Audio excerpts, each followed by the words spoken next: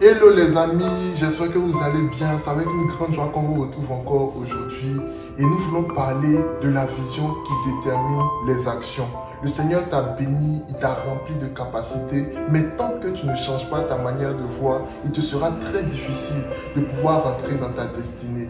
Et pour ce faire, je ne suis pas seul, je suis encore accompagné de mon reste pour coach Moïse, pour qui on va acclamer très fort le Seigneur, qui va nous édifier, nous booster sur ce thème-là. Donc, coach Moïse, soyez bienvenue. Encore la parole. Amen. Je suis très heureux de vous retrouver encore une fois de plus dans le cadre de cette émission. Amen. Et pour aller tout droit dans le vif du sujet, ce que je veux partager avec toi, c'est déjà qu'on se rappelle de l'histoire du peuple d'Israël. Quand le peuple d'Israël devait rentrer à Canaan, il s'est passé quelque chose, c'est que Moïse a établi 12 personnes pour aller visiter, pour aller en éclaireur dans le territoire qui leur était promis, qui était Canaan. Sur les 12 personnes qui sont parties, il y a 10 personnes qui sont revenues avec un mauvais rapport, qui a effrayé complètement tout le peuple. Et le peuple a été complètement scandalisé en se disant que c'était en gros une grosse arnaque. Ce dans quoi le Seigneur les avait conduits, que la promesse n'en était pas une, parce que c'était un cadeau empoisonné avec bourré d'épines, parce que là-bas dans la terre promise, il y avait des géants, des fils d'Anak, de la race des géants. Voilà, c'est comme ça que je l'ai défini. Et qu'à leurs yeux, aux yeux de ces géants et à leurs propres yeux, le peuple d'Israël, ceux qui rendaient ce rapport, ils étaient comme des souterrains. Donc, sur ces 12 personnes, donc, il y a 10 personnes qui ont parlé comme ça, et il n'y a que 2 personnes, Josué et Caleb, qui ont dit le contraire, qui ont dit qu'au contraire, non, cette terre-là, c'est la terre que le Seigneur nous a donnée, que c'est pour nous, c'est la terre, et ainsi de suite. Donc, il y a une vision qui va déterminer ici une action.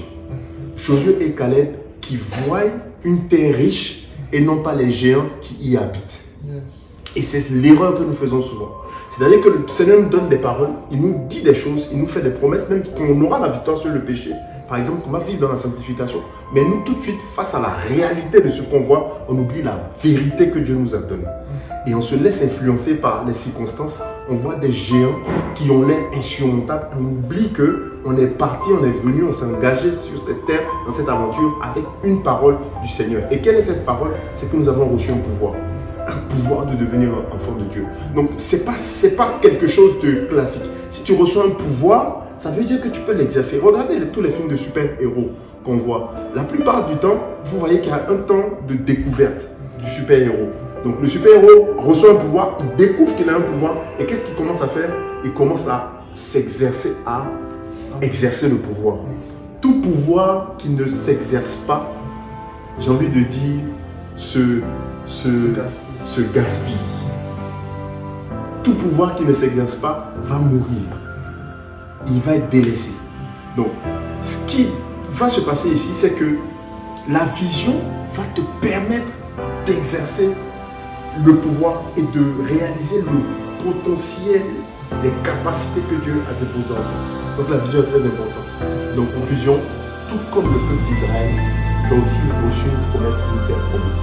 La terre promise dans laquelle tu dois rentrer, c'est cette terre-là, avec le pouvoir qui t'a été donné en tant qu'enfant de Dieu, de rentrer dans cette vie où tu pourras manifester la sanctification, où tu pourras manifester la sanctification, où tu pourras être premier, où tu pourras être à la tête et non à la queue, où tes greniers, tes poches, tes comptes bancaires seront toujours remplis et jamais vides, où tu seras béni de la bénédiction de l'Éternel. Toi aussi, tu es capable d'y arriver. Parce que tu as reçu la capacité, tout simplement. Le Seigneur nous a demandé de porter du fruit. Si nous demandons de porter du fruit, c'est parce qu'on a déjà reçu la semence. C'est parce qu'on a déjà reçu la graine. Il ne te demande pas d'aller chercher une graine pour porter du fruit, mais juste de porter du fruit. Pourquoi? Parce que tu as déjà la capacité. Amen. Ma prière aujourd'hui pour toi, c'est que tu puisses rentrer dans cette dimension, dans cette vision des choses et d'aborder tout ce que tu auras rencontré comme difficulté avec cette espérance, avec cet optimisme, si je peux m'exprimer ainsi. Amen. Amen.